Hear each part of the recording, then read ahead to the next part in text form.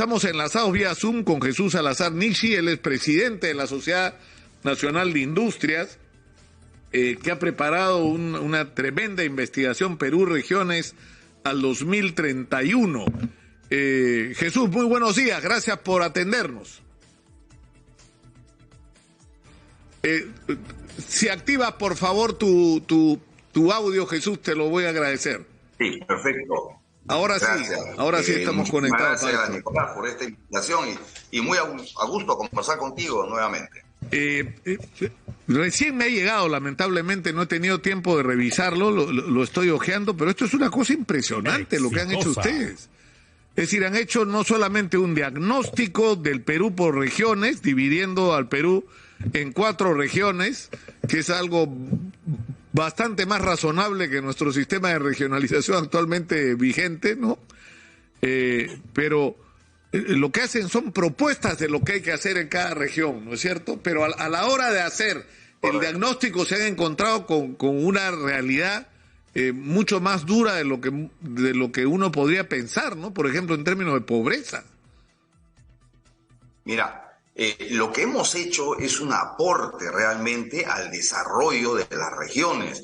Y esto empezó porque, como lo comentábamos en la anterior entrevista, el Perú es un país muy heterogéneo y su inversión productiva se ha concentrado en Lima. Y el proceso de regionalización no ha podido combatir esto y seguimos en un país centralizado. Y a ver, los capitales que buscan inversión para rentabilizar miran Lima y no están mirando regiones.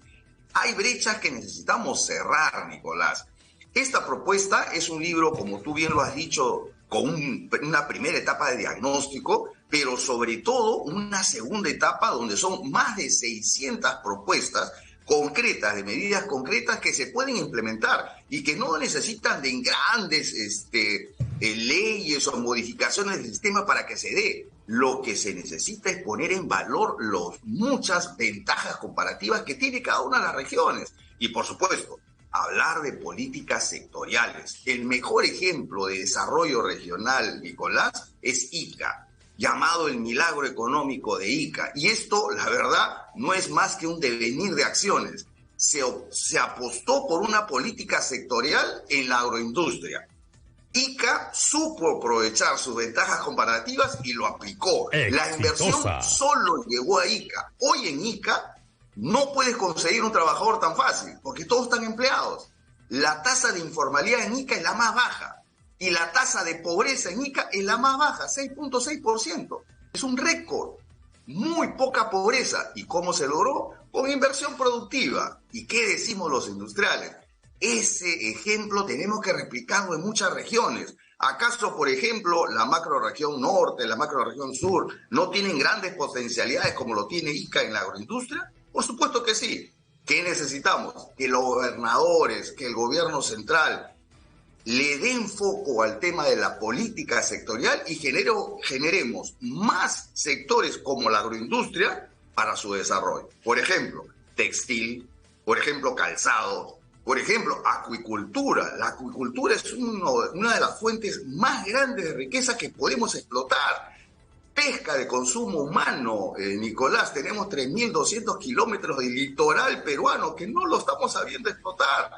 Industria de la madera, Nicolás, tenemos el 9º bosque más grande del mundo y no estamos en las estadísticas de industria de la madera. Y te podría seguir enumerando un montón de sectores que podrían encadenarse y generar un desarrollo y una muy buena potencia de desarrollo en las regiones y dejar de tener la concentración en Lima y que en la mayoría de las regiones, mira, más de la mitad de las regiones no llegan al 1% de inversión productiva, ¿no? De PBI manufactura. Ahora, yo me pregunto, Jesús, te juro que me lo pregunto todos los días, cuando, por ejemplo, hacemos reportajes sobre notas sobre las ollas comunes, que estamos, tú sabes, haciendo una campaña Salva una olla para tratar desde donde estamos ayudar, ¿no? A que se active la solidaridad, ¿no? O cuando, por ejemplo, hacemos reportes sobre los transportistas informales o sobre la cantidad impresionante de ambulantes que hay que tienen enloquecidos a la gente de Gamarra porque son una competencia desleal. Entonces es totalmente legítimo el reclamo de los empresarios de Gamarra, pero ¿qué te haces con toda esa gente sin chamba que termina metida en el comercio ambulatorio porque no tiene otra opción? Entonces, ya, digamos, resolvamos el problema de fondo y ahí empieza el problema, Jesús. No tenemos respuesta a la solución, porque ¿cuál es el problema del fondo? Empleo. ¿Ese empleo se lo vas a poder dar en Lima? ¿Hay oportunidades de empleo en Lima? ¿O hay que empezar a mirar a las regiones y a regresar hacia las regiones? O sea, ¿qué prefiere? ¿Vivir en Lima arañando un cerro o vivir trabajando en la agroindustria, exportación, en el turismo, en la ¿no? acuicultura, en la pesca, en toda la cantidad impresionante de actividades que podrían desarrollar en la industria del calzado? Lo que está pasando en Trujillo, apunche, ¿no? Porque si recibiera el respaldo que debería recibir, estaríamos en otra cosa, ¿no? Y son industrias que están siendo muy golpeadas, Nicolás, y por ejemplo la industria del calzado está muriendo en nuestro país, y es lamentable decirlo. Yo tenía muchos socios en la Sociedad Nacional de Industria del sector calzado, hoy tenemos solamente 2 socios y uno de ellos ya está quebrando. O sea, es increíble cómo hemos dejado morir un sector tan importante y que da mano de obra masiva. Lo mismo está pasando con textiles, Nicolás, cuidado. Y nadie está diciendo nada. Le estamos pidiendo al gobierno hace tiempo que reaccione. No podemos vivir en un país donde las importaciones de las prendas de vestir ingresan a precios ridículos, que nadie puede aceptar que una prenda llegue a $1, por el amor de Dios. Eso es mentira, eso es un precio que no existe, está subvaluado. No sé cómo pueden entender que eso está haciendo mucho daño a nuestro país. Industriales, sobre todo los pequeños y los micros industriales textiles, están quebrando. Anda a Gamarra, Nicolás, y vas a encontrar que en los últimos 6 meses han cerrado 13.000 microempresas, micros y pequeñas empresas. O sea, ¿qué más vamos a esperar? ¿Que realmente termine de cerrarse el sector para ver qué hacemos? No puede ser. Estamos en un gobierno realmente indolente. O sea, esto que está pasando con el sector productivo nacional no tiene comparación. Y a ver, nuevamente, las regiones. Necesitamos poner foco, y eso es lo que está haciendo la Sociedad Nacional de Industria, y está aportando con eso al tema del debate de cómo regionalizar realmente. Necesitamos prender los reflectores hacia las regiones. Las inversiones, ya que no vengan a Lima. Lima ya está bastante bien poblada y con muchas empresas. Las regiones no necesitan. Pero ¿cuándo va un capital, Nicolás, a un sector? No hablemos de las regiones, un sector en general. ¿Cuándo el inversionista llega al sector? Cuando encuentra un clima que favorezca la inversión, cuando haya predictibilidad, cuando haya estabilidad, cuando los recursos que uno invierte van a tener rentabilidad. Pero tú vas a provincia y ¿qué es lo primero que encuentras? No tienes conectividad. Para llevar tus materias primas a las regiones te sale mucho más caro de lo que pagas un flete desde Estados Unidos a Europa a Lima. Es increíble. El productor del café de Satipo paga 4 veces más por flete entre Satipo y el Callao que de Callao hasta Alemania. Por kilo, 4 veces más. ¿Cómo estamos apoyando a nuestros emprendedores? Entonces, necesitamos darles los recursos, conectividad, transporte, facilidades logísticas, porque si no es así, exitosa, las regiones seguirán relegadas. Y por otro lado, entendamos que el proceso de regionalización en el Perú es una historia inconclusa, Nicolás. No, lo único que hemos hecho es cambiar de nombre de departamento a región. Claro, pero no podemos seguir así. Nosotros hemos dividido, como tú bien lo has dicho, en 4 macroregiones y los hemos reunido por el corredor económico que se forman entre las regiones. Hay casi una reunión natural de estas regiones que están conectadas por el tema de los negocios y el tema de conectividad económica. Si eso lo respetamos, yo estoy seguro que se formarían grandes polos de desarrollo. Quizás no 4, quizás puedan ser más, correcto. En la época de los 80, acuérdate, salieron la idea de hacer 12 macroregiones, ¿no? Teníamos 12 regiones. Pero inmediatamente vinieron las consultas populares.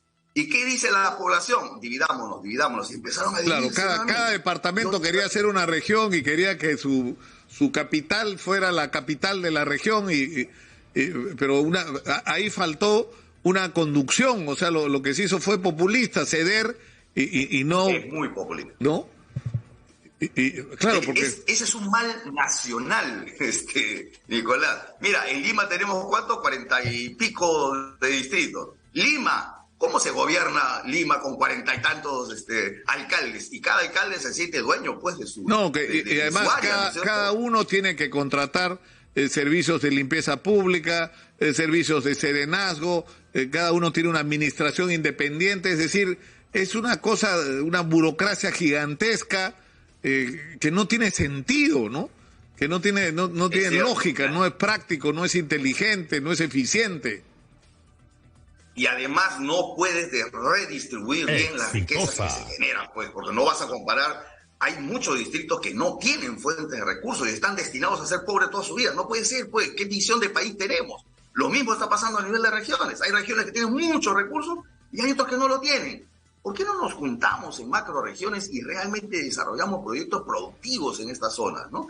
Yo creo que ahí falta un tema de liderazgo nacional, de una visión de largo plazo, y lo conversábamos ayer. Ayer tuvimos un lanzamiento aquí en Chiclayo de la zona norte, de la macroregión norte, y hablábamos con los candidatos a gobernadores y le decíamos justamente eso. Desarrollen una visión de largo plazo de su región. Ese problema que vemos a nivel nacional, que no se repliquen en las regiones. Fíjense un horizonte de 20, 30, 50 años. ¿A dónde quieren llevar a sus regiones? Por ejemplo, había una pregunta que lanzamos en el panel y decíamos, ¿qué proyectos tienen priorizados? ¿Qué obras quieren hacer? ¿Qué proyectos? Esa es la pregunta clásica que se le hace a todo candidato. Pero nunca vas a encontrar una pregunta, Nicolás, que diga, ¿qué visión tienes tú de tu región de acá a 50 años? Porque no la tienen, pues. Y si no tienes claro a dónde llevar tu región en 50 años, mira, cualquier obra que me digas va a ser buena. Y podría ser mala también. Claro. Pero si tú me dices a dónde quieres llegar, tú vas a tener un derrotero y un norte claro de qué secuencia de proyectos tienes que ir desarrollando. O sea, eso no hay. Y hay que construir realmente visión nacional, ¿no? Claro, porque además esa falta de visión es la que pagas luego, porque tú tomas decisiones, como tú dices, Jesús, no en función de una estrategia de largo plazo, sino, y hay que decirlo con crudeza, de cuánto hay de comisión por esa obra, ¿no es cierto? O sea, ¿qué es lo que...? O sea, porque lamentablemente se toman decisiones de esa naturaleza. Pero, por ejemplo, es increíble que no... Esa comparación que tú has hecho, por ejemplo, de que traer un producto de ese tipo a Lima cuesta más que trasladarlo hasta Alemania. O sea, es absurdo. O sea, y lo hicimos una vez con unos agricultores del Braem, que era absurdo el tiempo que demoraban en sacar sus productos. Era una locura, o sea... Era más rápido en esos días ir a Moscú, ¿no es cierto? Demoraba menos tenía Moscú que venir de algunos lugares del Braille hasta Lima. Entonces, el problema es que no existen esos planes de largo plazo. Y junto con eso no existe, por ejemplo, un gran plan de infraestructura. O sea, necesitamos carreteras, necesitamos ferrocarriles. Yo no entiendo por qué en el Perú no hay ferrocarriles como en otros países. ¿Qué pasó? Teníamos ferrocarriles, ¿Te imaginas un gran ferrocarril entre Tumbes y Tacna? Y que una toda la costa y con puntos de alimentación, ¿no es cierto?, de la selva sierra hacia la costa. Sería maravilloso. ¿Por qué no se hace eso? ¿Por qué no tenemos obras realmente de impacto nacional? ¿Por qué? Porque como tú dices, Nicolás, el que llega al gobierno dice, ¿cuántos años tengo de gobierno? 4 años, 3 años, 5 años, listo. ¿Qué puedo hacer en ese tiempo? 5 cosas. De esas 5 cosas, ¿qué es más rentable para mí? 2, listo, me dedico a esos 2 y punto. Acabé mi mandato y se acabó. Llega otro, piensa exactamente lo mismo. Pero no tenemos un plan nacional de infraestructura, como bien lo dices, para el crecimiento sostenido de nuestro país. No lo tenemos. Te cuento rapidito una de las cosas que conversábamos ayer con los candidatos sobre el tema de las inversiones y de las propuestas.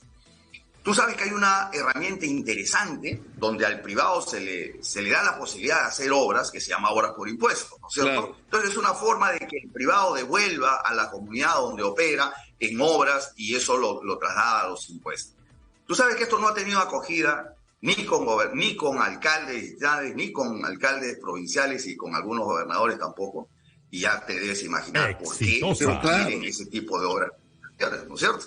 Ellos prefieren hacer sus licitaciones y traer las inversiones por otro lado. Porque hay corrupción, pues, Nicolás. Entonces, eso no podemos seguir manteniendo. Claro, ¿no? pero ese es el problema. O sea, tenemos un Estado ineficiente y corrupto que nos impide, porque se ha pervertido completamente el ejercicio de la función política.